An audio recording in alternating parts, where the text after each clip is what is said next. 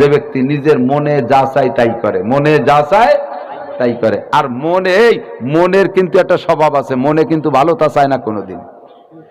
আমারও নামাজ পড়তে মনে চায় না, আমারও রোজা রাখতে মনে চায় না, আমারও গান শুনতে মনে চায়, গান ভালোই লাগে। মনের স্বভাব হলো আকামটা ভালো লাগে, কথা বল না কে? শেষ রাত্রি উঠে ল্যাপ ফেলাইয়া উঠে তাহাজ্জুদ পড়তি এত নিশাদার মানুষের অভাব আছে, লাখ কোটির মধ্যে একটা খুঁজে পাওয়া যেতে পারে যে তাহাজ্জুদের নিশা হয়ে গেছে, কিন্তু অধিকাংশের শেষ রাত্রে ল্যাপ ফেলাইয়া উঠিয়া ঠান্ডা পানিতে ওযু বানায় নামাজ পড়তে নিশা হওয়া মানুষের অভাব আছে, মনেই চায় না। কথা বলেন না কেন? মনে সব দিন খারাপ চায়, আর মনে যেহেতু খারাপ চায়, মনের বিরোধিতা করলেই আপনি বুজুর্গ হয়ে যাবেন। যেরকম সুবহানাল্লাহ। আমার গহরডাঙ্গার চৌমনি হুজুর রহমতুল্লাহ আলাইহি ভারতের একটা গল্প শুনাইলেন। উনি বলেন, ভারতের ভিতরে এক হিন্দু যুবক বড় সাধক, এই যুবকের ওখানে ওই সাধু আড্ডার ভিতরে ওর একটা এরিয়া আছে, বিশাল একটা এরিয়া, এলাকায় ওর খুব প্রসিদ্ধি হয়ে গেছে। প্রসিদ্ধিটা কিসে? যত বড় মারাত্মক রোগী হোক ওই সাধুর এরিয়ার ভিতরে নিতে যে দেরি, আর সাধুর সাথে দেখাও করা লাগবে না, তার এরিয়ার মধ্যে নিয়ে ঢোকার সাথে সাথে সে সুস্থ হয়ে যায়। এটা বিরাট কারামতি না? এখন এইভাবে হাজার হাজার হিন্দু তো ভক্ত হইছেই, মুসলমানরা তার ভক্ত হইয়া আস্তে আস্তে হিন্দুর দিকে চলে যাচ্ছে।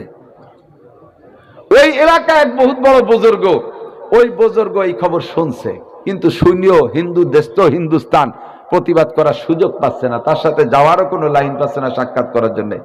ইতিমধ্যেই পীর সাহেব হুজুর অসুস্থ হয়ে পড়ছে। এখন মুরিদরা তো চায় যে আমরা মরি মরি, পীর সাহেব বেঁচে থাও। তো আমার পীর সাহেব হুজুর অসুস্থ হয়েছে, ডাক্তার কবিরাজ দেখাইছে, তা সুস্থ হয় না। এখন মনে মনে ভাবতেছে যে হুজুর দেখি ওই জায়গায় একটু নেবো নাকি। পীর সাহেবরে চিকিৎসা করতে সাধুর আড্ডায়। এখন কয়জন কয় না দেখে আর একটু তদবির করি, তো মাশাআল্লাহ পরে তদবিরে সুস্থ হয়ে গেছে। একে একে এরকম কয়েকবার অসুস্থ আর সুস্থ হয় চিকিৎসায়, কিন্তু অবশেষে যাই এমন অসুস্থ আর সুস্থই হয় না, ডাক্তার সব ফেল। এখন ওরা কইতেছে যে ও জায়গায় নিলি তো সুস্থ হইবে না, কিন্তু ওর পরে যদি আমাকে দেখে যে আমরা এই জায়গায় নিছি, তাই তো আমাকে দাওয়ার অভাব হবে না, পিটেনের অভাব হবে না। এরপর কয়জন কাজে থো চল নিয়ে যাই, নিয়ে ফেলাই থুয়ে দৌড়ে সাইড চলে আসবো, বুড়ো সুস্থ হইয়ে তারপরে যা করে করবে। মুরিদরা ওই জায়গা নিয়ে ওই বাউন্ডারির মধ্যে নেয়ার সাথে সাথেই সত্যই সুস্থ হয়ে গেছে। এখন ওরা তো ফেলাই রেখে দৌড়ে সাইডিয়া, হুজুর হুশ হয়ে দেখে, অজ্ঞান ছিল, হুশ হয়ে দেখে যে সাধুর এরিয়ার মধ্যে। তখন উনি ভাবতেছে যে ঘটনা তো তাই ঘটছে, ওরা আমার আগেও কইছে কয়েকবার যে হুজুর এবার সুস্থ, অসুস্থ হলি অজ্ঞান হয়ে গেলি কি আপনার ও জায়গা নেব। আমি তো কোনো সময় রাজি হইনি, তো আমার এই অজ্ঞান অবস্থায় ওরা মনে হয় ফেলাই গেছে। এখন উনি বসে বসে রাগ না হইয়া ভাবতেছে ঘটনা কি, জীবনে হারাম খাইলাম না, জীবনে অন্যায় করলাম না, আমার বুঝমতে একটা সগীরা গুনাহ করি নাই, আর আমার বুঝমতে ছোট্ট থেকে ছোট্ট নেকির কামও আমি বুঝে শুনে ছাড়ি নাই। আমি এই অর্জন করতে পারলাম না যে আমার বাড়ির মধ্যে কোনো অজ্ঞান রোগী নিলে সুস্থ হয়ে যায়, আর একটা হিন্দু ছেলে তার এরিয়ার মধ্যে নিলে সে এরকম কারামতি সে কোত্থেকে অর্জন করলো যে তার এরিয়ার মধ্যে নিলেই অজ্ঞান মানুষ জ্ঞান ফিরে পায়।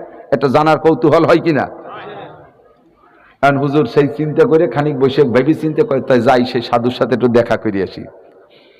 সাধু যুবক শ্রেণীর, মানে বুড়ো হয় নাই, তো ওই সাধুও হুজুরে চেনে, নামে চেনে, ওর খানকার থেকে খুব একটা বেরোয় না। আজকে হুজুর ওর দরবারে যখন গেছে, সাধুর গেটে যে যখন দাঁড়াইছে, যুবক হুজুরের দেখি একেবারে ভীত সন্ত্রস্ত, দৌড়ে এসে হুজুরকে কদম বসিয়ে, ওকে ধর্মীয় হিন্দু সিস্টেমে যেভাবে কুন্নিশ করা টারা নিয়ম আছে সেগুলো করে টেরে হুজুরে বসতে দেওয়ার ব্যবস্থা করছে। হুজুরও বসছেন যাইয়া। এখন হুজুর বলতেছে, বাপ তুমি কি সাধনা করো, যে সাধনার প্রেক্ষিতে তুমি এই সিদ্ধি লাভ করছো যে তোমার বাউন্ডারির মধ্যে অজ্ঞান মানুষ নিলেও জ্ঞান ফিরে পায়? তো কয় যে হুজুর আমিও মুসলমান মানুষ, আপনাদের ধর্মের কাছে আমি কি বা বলবো? কয় না বলো বাপ বলো। তো বলতেছে, হুজুর আমি কিচ্ছুই করি না, আমি তো ইসলাম ধর্মের কিছুই করি না, আমার ধর্মের ভিতরে আমি একটা কাজ করি, সেটা হলো আমার মনে যা চায় তা আমি করি না, আর মনের স্বভাব হলো কোনোদিন ভালো তা চায় না। মনের স্বভাব হলো কোনোদিন ভালো কিছু চায় না, আর আমার মনে তো নিশ্চয়ই খারাপ চায়, অনেক অনেক খারাপ চায়, যত খারাপ আছে সব চায়, আর আমি তাই করি নাই, একটা সাধনা আমার। এর কারণে ভগবান আমাকে এইটা দিছে যে আমার এরিয়ার মধ্যে কেউ কোনো রোগী আসলে সে সুস্থ হয়ে যায়। হুজুর এইটাকে কাজে লাগাইছে। হুজুর কয়, মিয়া তুমি কি এ কথায়, মশাই তুমি কি এ কথায় একমত যে তোমার মনে যা চায় তা তুমি করো না, মনে যা না চায় তাই তুমি করো, এটা তো ঠিক? বলে হ্যাঁ, এ ব্যাপারে আমি 100-100। তো এবার হুজুর বলতেছে, তুমি আবারও বলো। জি হুজুর, আমি এ ব্যাপারে একমত। তো বলতেছে যে তোমার কি কলেমা পড়তে মনে চায়? তোমার তো মনে যা চায় তা করো না, যা না চায় তাই করো। তো তোমার কি এই মুসলমানদের কলেমা পড়তে মনে চায়? এখন চুপ করে রয়েছে, কথা কয় না। কও না, কও একটু কও, তোমার কি কলেমা পড়তে মনে চায়? কয় যে না হুজুর, কলেমা পড়তে মনে চায় না। তাহলে এবার বলো, তোমার কথা যদি তুমি ঠিক থাকো যে যা মনে না চায় তাই করো, যা চায় তা করো না, এবার সেই কথার পর আমল করো। এখনো ধরা খেয়ে গেছে, কি করবে? হুজুর এবার বুঝাইলেন, বাপ সত্যই তোমার বড় সাধনা, এইটা কেউ পারে না। তুমি এই কথার পর এত দূর আগায় চলে আসছো, এখন যদি তোমার মনের এই বিরোধটাকে, এই মনের এই বিরোধিতাটা যদি তুমি আমলে আনতে পারো, তাহলে তুমি বহুত বড় বুজুর্গ হয়ে যাবা, আমার স্থানে তোমাকে স্থান দিয়ে দেব। এখন যুবক যখন আটকে গেছে, কয় যে জি হুজুর, দেন পড়াই দেন, কলেমা পড়াই দেন। জোরে কান সুবহানাল্লাহ। কামেলে দর খাক গিরদ জর শাবাদ, না কে সর জর বুরদে খাকে স্তর শাবাদ, উজে কারে বারে গওহার আওয়ারাদ, আজিয়াহা সোয়ে বরসর আওয়ারাদ, গর্তু সঙ্গে খারা মর মরবুদি, চোবা সাহেব দিল রসি গওহার ছবি। এই জন্য আল্লাহ বলেন, কুনু মা'আস সাদিকিন, সত্যবাদীদের সাথী হইলে রং চেহারা পাল্টে যায়। হুজুর কলেমা পড়াই দিছে, আগে তো তার সাধনা ছিল বড় কঠিন সাধনা, আল্লাহ আসতেছে কলেমা পড়তে মনে চায় না, সেই মনের বিরোধ কাম কইরা কলেমা পড়ে মুসলমান হয়ে গেছে। পরবর্তীতে হুজুর তারে হুজুরের খলিফা বানাই দিছে। যোগ্য মানুষের হাতের মধ্যে যদি ছাইও যায়, স্বর্ণ হইয়া বের হয়, কথা বলেন ঠিক ঠিক না? আর অযোগ্যর হাতে যদি স্বর্ণ দেয়া হয়, তা কিছুক্ষণ থাকলে ছাই হইয়া যায়। আল কাইয়িসু মান দানা নাফসাহু ওয়া আমিলা লিমা বাদাল মাউত ওয়াল আজিজু মান আতবা নাফসাহু হাওয়াহা ওয়া তামান্না আলাল্লাহ। চালাক আর জ্ঞানী, হুঁশিয়ার আর বুদ্ধিমান ওই ব্যক্তি যে নিজেকে নিজে দিনদার বানায়, পরকারের জন্য আমল করে প্রস্তুতি নেয়। আমি আপনারে ওয়াজ করতে পারবো না, ভালো কোনটা মন্দ কোনটা জানেন না এমন কোনো মানুষ নাই।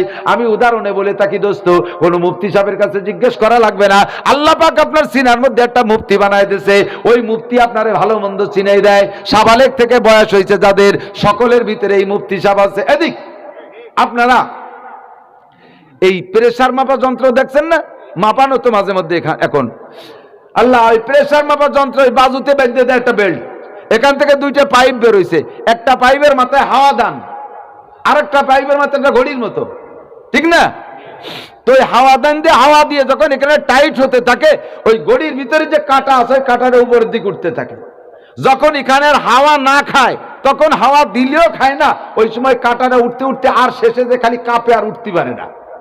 এই সময় বোঝেন যে হাওয়া খাওয়া শেষ। এবার যদি চাবিটা মুড়ায় দেয়, ডিল দেয়, লুজ করে দেয়, দেখবেন ওই কাঁটাটা ফস করে সরে চলে এসে, কোথাও বাঁধে না। হঠাৎ করে এক জায়গাতে এরকম এরকম কোটি কোটি খোট খায়, ছোট ছোট খোট খায়। যে জায়গাতে ওই কাঁটাটা খোট খায়, ওই জায়গা থেকে প্রেসারের হিসাব শুরু হয়। কথা কন না কেন? ঠিক না? সেম আল্লাহ পাক আপনার যত কাজ দিয়েছে, সব কাজের ভিতরে আপনার প্রেসারের কাটা চলেই যাচ্ছে। জীবন বইরে সিরাজগঞ্জের কাপড় আনেন, টাইরাটের বাজারে বিক্রি করেন। জীবন বইরে ঢাকা যে একটা ফল আনেন, টাকিরাটের বাজারে বিক্রি করেন। জীবন বইরে বহু কিছু করেন, করতেই তালে আছেন, কোনো জায়গা কাটা খোট খাই নেই, একভাবে চলে আছে। জীবন বইরে ছাত্রলীগ করছেন, কোনো জায়গা খোট খাই নেই। জীবন বইরে যুবলীগ করছেন, কোনো জায়গা খোট খাই নেই। জীবন বইরে বিএনপি করছেন, কোনো জায়গা খোট খাই নাই। জীবন বইরে ঘর সংসার করছেন, কোনো জায়গা খোট খাই নেই। হঠাৎ করে একটা জায়গা যাইয়া ব্যবসার মধ্যে বাড়ি খাইতেছে, এই ব্যবসাটা করব নাকি একটু হুজুরের কাছে শুনে নেই, এই যে প্রেসারের কাটায় খোট খাইছে, ওইটা আর শোনা লাগবে না, ওই জায়গাতেই হারাম। এই ফলগুলো এইভাবে বেচবো কি বেচবো না, এর মধ্যে কিছু কিনু আছে, কিছু কমলা আছে, মিশিয়ে দেব কি দেব না, এই কয়টা খোট খাইছে, তাহলে মিশাইও না, সমস্যা আছে। এই লুঙ্গির সাথে এই লুঙ্গিরে মিশাইয়া মিক্সার করে বেচবো কি বেচবো না, এই বিলেটটা খোট খাইছে। এই টাকাটা ধরবো কি ধরবো না, এই বিলেটটা খোট খাইছে। এই জায়গা যাবো কি যাবো না, এই বিলেটটা খোট খাইছে। এখান থেকে প্রেসার শুরু। এইটা আমার কাছে জিজ্ঞেস করা লাগবে না, আল্লাহ পাক আপনার সিনার মধ্যে একটা মুফতি বানায় দিয়েছে, ওই মুফতিতেই খোটটা লাগাইয়া দেয়, বাস সেখান থেকে আপনি ফিরে চলে আসবেন। কথা কি বোঝা গেছে নাকি? হ্যাঁ যুবক আমার সোনা লোককে দিক তাকাও। ছাত্রলীগ করো, যুবলীগ করো, কৃষক লীগ করো, শ্রমিক লীগ করো, করবা লীগ করো। আমার বাড়ি গোপালগঞ্জ। আল্লাহু আকবার। গোপালগঞ্জ বাড়ি হওয়ার কারণে আমি যে দল করি না কেন আমার কাছে আমার গায়ে নৌকর গন্ধটা হয় স্বাভাবিক। বাড়ি আমার যেহেতু গোপালগঞ্জ, গোপালগঞ্জে 99% বলটেক বলকে 100% আমলেগ। ওর মধ্যে যদি কোনো মৌলবী উল্টো দল করছে দেয় তাও করা লাগে না, উল্টো কোনো দল ও জায়গা চলে না। আমাকে ভোট দিতে যাওয়া লাগে না, আল্লাহর রহমতে নিরিবিলি ঘরে বসে আমাকে ভোট হয়ে যায়, খুব ফ্রি পাবে। আমরা বড় শান্তিতে আছি, আমাকে কোনো টেনশন করা লাগে না, যাই ভোট দিতে লাইনি দাঁড়ালো লাগে না, খুব মজার। আমার গায়ে নৌকর গন্ধ হওয়াটাই স্বাভাবিক। তারপরে আমি তোমার নৌকর দল হয়ে বলি, এ যুবলীগ ছাত্রলীগ রাজনীতি করো, করতে থাকো, আরো বড় হও। প্রধানমন্ত্রী একদিন থাকবে না, প্রেসিডেন্ট একদিন থাকবে না, এদেশে বর্তমানে আওয়ামী লীগের যত এমপি আছে তারা একদিন থাকবে না, ভাই বুকিবালা উপজেলা চেয়ারম্যান যারা আছে থাকবে না। তোমরা যুবলীগরাই আস্তে আস্তে সিনিয়র হবা, এখন জুনিয়র আছে একদিন সিনিয়র হবা, তুমি এই পদগুলো দখল করবা। তোমাকে আমি অনুমতি দেই, তুমি আগাইতে তালে থাকো দোস্তরে। তবে যেন চলতি পথে রাজনীতি করার পথে, যুবলীগ আর ছাত্রলীগ করার পথে যে জায়গাতে খোট খাবে ওই জায়গা থেকে ফিরে আসবা। কথা বলেন? যে জায়গা তোমার কোট খাবে ওই জায়গা তুমি আগাইবা না। আলেম ওলামার সাথে বিয়াদবি করতে বলে যে জায়গা যাইয়া, রাজনীতির যে ক্লাসে যে আলেমদের সাথে বিয়াদবি করতে বলে সেই জায়গা থেকে তুমি ফিরে আসবা, সেই জায়গা থেকে তুমি ফিরে আসবা। তোমার পরামর্শ দেই তুমি রাজনীতি করো, তবে ছাত্রলীগ আর যুবলীগ আর কৃষক লীগ আর শ্রমিক লীগ আর ছাত্র দল আর যুব দল আর কৃষক দল আর শ্রমিক দল, বিএনপি করো, আমলিগ করো, জাতীয় পার্টি করো, সব পার্টির উপরে থাকবে মোহাম্মদ লীগ। যে আমার ধর্মের সাথে বিরোধ করবে আমি ওই রাজনীতিতে পদদলিত করি। কথা বলেন ঠিক না? আল্লাহু আকবার। আজকে যে সকল নেতাদের পিছনে যাইয়া তুমি লাফায় লাফাইয়া অন্যায় করতেছো, আলেম ওলামার সাথে বিয়াদবি করতেছো, মসজিদ মাদ্রাসার সাথে বিরোধিতা করতেছো, আলেমদের সম্পর্কে কটূক্তি করতেছো, ওই নেতারে তুমি খুঁজে পাবা না। নেতারে সহ আল্লাহ পাক হাজির করবে, তুমিও নেতারে সেই দিন তালাশ করবা। আইনা রব্বানা ইন্না আতানা সাদাতানা ওয়া কুবারানা ফাআদাল্লুনা সাবিল। আল্লাহ দুনিয়ায় থাকতে যাদের অনুসরণ করে বেয়াদবি গুলো করেছিলাম, সেই নেতা কয়জন, কোন জায়গায় একটু তাকে দেখবো, তারা কোন জায়গায়, তারা কোন বাগানে পলাই রইছে, একটু তাকে আইনা দাও দেখবো। আল্লাহ কায় দেখে কি করবি, কয় না জাহাল ঘুমা তাহতা আকদামিনা, পায়ের নিচে ফেলা একটু জম্মের মতো পালাবো, একটু পালাবো, ওর নারী পিছনের রাস্তাতে বের করে দেব। আমাদেরকে গুমরা করেছে, আলেমরা বাড়ি এত ভালোবাসতাম, তাদের সাথে বিরোধ সৃষ্টি করাই দিয়েছে, আমাকে দিয়ে বিয়াদবি করাইছে। আল্লাহ আমি যদি মিথ্যে তর্জমা করি আমার জিহ্বাটা এখনই কেটে দেবেন, কোনো দাবি নাই, কোনো বাধা থাকবে না। দোস্ত কোরআন শরীফের তর্জমা উলামায়ে কেরাম হাজির, মিথ্যে তর্জমা বললে আমার বিপদ আছে। আপনি সেদিন বলবেন ওয়াকাল আল্লাযীনা কাফারু রব্বানা ইন্না আতানা সাদাতানা ওয়া কুবারানা ফাআদাল্লুনা সাবিল রব্বানা আতিহিম দাফাইনা মিনাল আযাবি ওয়া লা'নহুম লানান কাবীরা। এ যুবক, তোমরা যেই দলের রাজনীতি করতেছো উভয় দলের ভিতরে মুরব্বী আছে। প্রেসিডেন্ট জিয়া ভদ্রলোক ছিলেন, বেয়াদবি করতেন না। মানুষ জনব কি বলা হয়, খালেদা জিয়া, ওনাকে আমি অভদ্র বলবো না। আমাদের বঙ্গবন্ধু শেখ মুজিবুর রহমান সদস্য হুজুর রহমাতুল্লাহ আলাইহির অত্যন্ত ভক্ত ছিলেন, আদর্শ আর ভদ্রতার একজন নেতা ছিলেন। জননেত্রী শেখ হাসিনা উলামায়ে কেরামকে সম্মান করে, শ্রদ্ধা করে। আজও পর্যন্ত তার মুখ থেকে কোনো আলেমদেরকে কটূক্তি করে কোনো কথা আমরা বলতে শুনি নাই, বেয়াদবি করতে শুনি নাই। আহমদ শফি সাহেব সহ উলামায়ে কেরামকে এক গাদি ইজ্জত দিয়েছে। তুমি নেতা নেত্রীরে খুশি করতে যে যেন রাস্তাঘাটে অন্যায় করে বসো না, রাতের বেলা দিনের বেলা অন্যায় করবা। এই মৌলবীরা কিন্তু মালিকের সাথে হটলাইন আছে, গোপনে একটা মোবাইল নাম্বার আছে, এর ভিতরে কে যে আল্লাহর ওলি আছে তুমি জানো না। কোন ওলি যদি আল্লাহর কাছে ফোন কইরা দেয়, দিনের বেলা বেয়াদবি করেছো, রাতের বেলা বেয়াদবি করেছো, দিনের বেলায় রাস্তায় যে টিকতে পারবা না, বালির ট্রাকের তলে পইড়া গাড়িও যাবে বাড়িও যাবে, জীবনের তরে ধ্বংস হইয়া যাবা। আর এদের সাথে যদি সম্মান সম্পর্ক থাকে তুমি সেদিন বলবা আল্লাহু আকবার, এই সম্পর্কের বদৌলতে তুমি জান্নাতে চলিয়া যাইতে পারবা। আর তুমি সেদিন আজকে যাদের সাথে সম্পর্ক রেখে চললা এই জায়গা অন্যায় করতেছো, সেই দিন তুমি তাদের বিপক্ষে বলবা কি?